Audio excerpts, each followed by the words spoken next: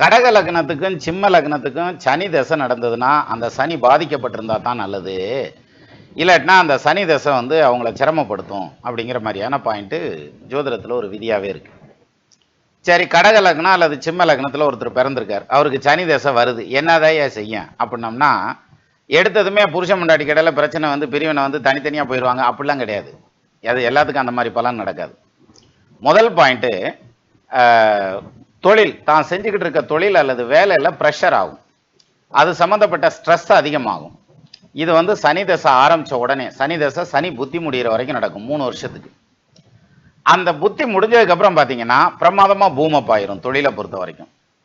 அதே மாதிரி கணவன் மனைவி ஒற்றுமை அப்படின்னு எடுத்துக்கிட்டா அவங்க 2 பேரும் பிரிஞ்சிருவாங்க அப்படின்னு எடுத்துக்க கூடாது. அப்படி இல்லை, ஒரு மத்தியம வயசை தாண்டி வந்துட்டாங்கன்னா, ஒரு 35-40 வயசை தாண்டி வந்துட்டாங்கன்னா அதுக்கப்புறம் பிரிவினை எல்லாம் வராது. மனைவிக்கு உடல் ரீதியான தொல்லைகள் அப்படிங்கிறது அந்த சனி தசை சனி புத்தி முடிகிற வரைக்கும் இருக்கும்.